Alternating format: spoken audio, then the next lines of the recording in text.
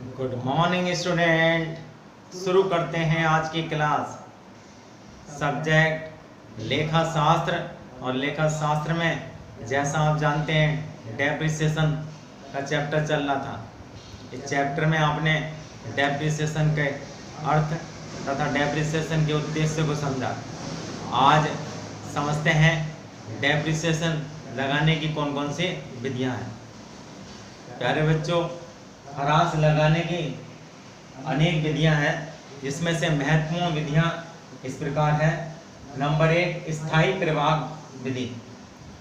इसे मूल लागत पद्धति भी कहते हैं, इसे सीधी रेखा पद्धति भी कहते हैं।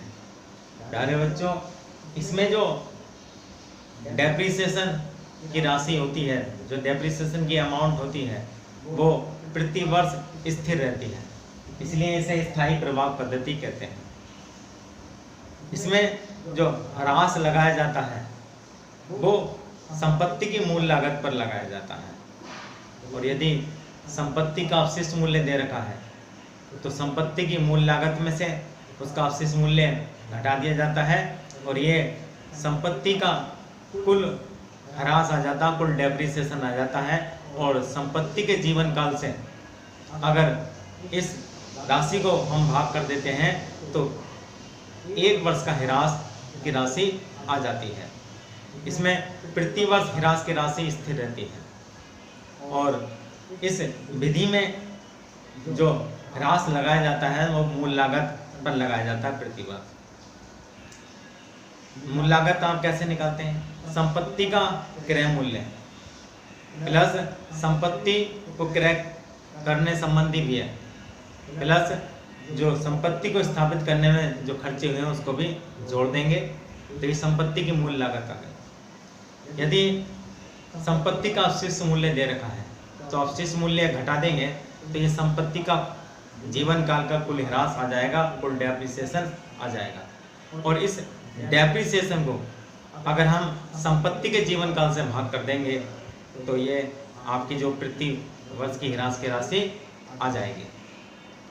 यदि ह्रास की दर दे रखी है तो आप जो मूल लागत है उसमें से अवशिष्ट मूल्य घटा कर जो राशि बचेगी उस पर आप ह्रास इसमें निकालेंगे।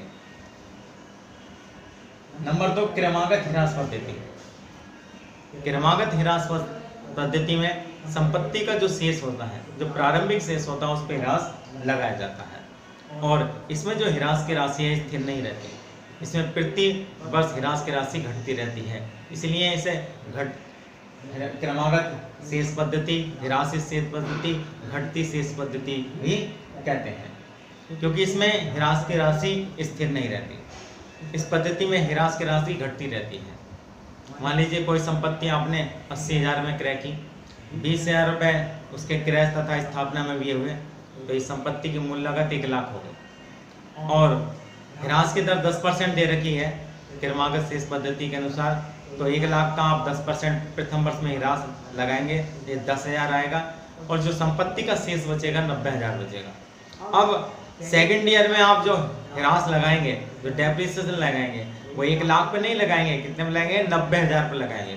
इस प्रकार 9,000 आपका डेप्रिसिएशन आएगा सेकेंड ईयर में, और ये 81,000 इसका शेष बचेगा। और थर्ड ईयर में जब आप डेप्रिसिएशन इस पर चार्ज करेंगे तो 81,000 पे आप चार्ज करेंगे। तो इसमें जो ह्रास की राशि है, जो डेप्रिसिएशन की अमाउंट है, वो प्रति वर्ष घटती रहती है, और इस पद्धति में कभी भी संपत्ति का मूल्य शून्य नहीं होता। वार्षिक वृद्धि पद्धति, स्थायी प्रभाव पद्धति और क्रमागत ह्रास पद्धति में जो संपत्तियों में राशि विनियोजित की जाती है उस पर ब्याज का कोई लेखा नहीं होता, लेकिन ये एक ऐसी विधि है ह्रास की जिसमें संपत्तियों में जो राशि विनियोजित की जाती है उस पर ह्रास तो लगता ही है, साथ में उसका जो बेनिफिट होता है उस पर ब्याज का लेखा भी किया जाता है। तो इस विधि में ह्रास की राशि स्थिर रहती है, और ह्रास के साथ साथ ब्याज की भी गणना की जाती है, ब्याज को भी दिखाया जाता है, क्योंकि कुछ विद्वानों का यह मानना है कि संपत्तियों में जो राशि विनियोजित की जाती है उससे संस्था को लाभ होता है, और इस लाभ को इंटरेस्ट माना जाता है। तो जो राशि संपत्तियों में विनियोजित की जाती है उस पर इंटरेस्ट का लेखा इस विधि में किया जाता है। इंटरेस्ट की गणना कैसे है? इसमें ह्रास की राशि, डेप्रिसिएशन की राशि प्रति वर्ष स्थिर रहती है और इंटरेस्ट की राशि हर वर्ष इसमें बदलती रहती है, चेंज होती रहती है। क्योंकि सबसे पहले आप जो ह्रास निकालेंगे प्रथम वर्ष में, वो जितने में संपत्ति रहेगी उस पर निकालेंगे। उसके बाद जो संपत्ति का शेष होगा अगले वर्ष, उस प्रारंभिक शेष में निकालेंगे। प्रत्येक वर्ष का जो इंटरेस्ट निकालना है आपको, वो संपत्ति के प्रारंभिक शेष पे निकालना है।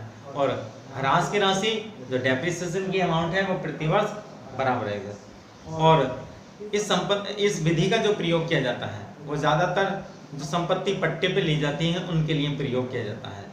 और जीवन काल के अंत में जब इसके वर्ष पूर्ण हो जाते हैं तो संपत्ति का जो शेष है शून्य हो जाता है, संपत्ति खाता बराबर आता है। चौथी है ह्रास कोष पद्धति।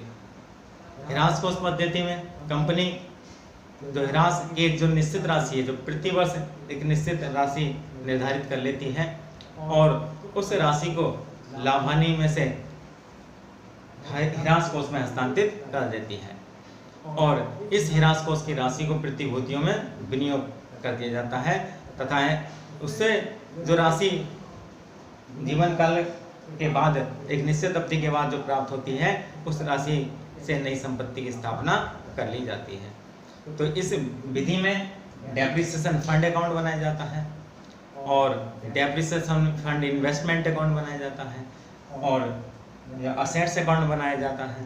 तो इसमें जो राशि होती है स्थिर होती है, हर साल लाभ हानि खाते से वो राशि हस्तांतरित कर दी जाती है ह्रास कोष में। और जब ये पूर्ण वर्ष हो जाते हैं, संपत्ति का जीवन काल पूरा हो जाता है, तो उस ह्रास कोष की राशि को संपत्ति खाते में हस्तांतरित कर दिया जाता है। इस राशि को विनियोजित कर दिया जाता है और विनियोगों पर ब्याज भी मिलता है और जब विनियोग की अवधि पूरी हो जाती है तो वो राशि प्राप्त हो जाती है और उस प्राप्त राशि से संपत्ति की पुनर्स्थापना कर दी जाती है। बीमा पॉलिसी पद्धति। बीमा पॉलिसी पद्धति भी ह्रास कोष पद्धति की तरह है। इसमें कंपनी क्या करती है, निश्चित अवधि के लिए बीमा पॉलिसी लेती है और इसमें भी ह्रास की राशि स्थिर होती है और ह्रास की राशि लाभ हानि खाते में से हस्तांतरित करके ह्रास कोष में हस्तांतरित कर देती है और उस राशि को बीमा प्रीमियम के रूप में बीमा कंपनी के पास जमा करती रहती है और जब बीमा पॉलिसी पूरी हो जाती है तो उसकी राशि प्राप्त करके नई संपत्ति क्रय कर ली जाती है। तो इसमें भी डेप्रिसिएशन फंड अकाउंट और depreciation fund insurance policy account और एसेट्स अकाउंट बनाया जाता है। वार्षिक मूल्यांकन पद्धति। वार्षिक मूल्यांकन पद्धति में क्या होता है कि इसमें प्रत्येक वर्ष के अंत में संपत्ति का पुनर्मूल्यांकन किया जाता है। संपत्ति के प्रारंभिक शेष और जो पुनर्मूल्यांकन क्या है, अगर इसमें अंतर होता है, जो पुनर्मूल्यांकन कम होता है तो ये डेप्रिसिएशन होता है और अगर अधिक होता तो डेप्रिसिएशन की व्यवस्था करने की आवश्यकता नहीं होती।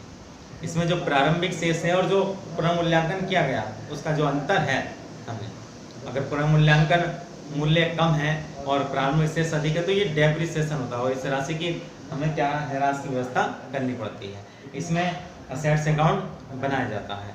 इसमें मूल्यांकन बैलेंस दे रखा होता है जो पुनर्मूल्यांकन और जो अंतर होता है उसे डेप्रिसिएशन में लिख देते हैं। तो ये प्यारे बच्चों इसकी ह्रास काटने की महत्वपूर्ण विधियाँ थी जो आपको अच्छी तरह से समझ में आ गई होंगी।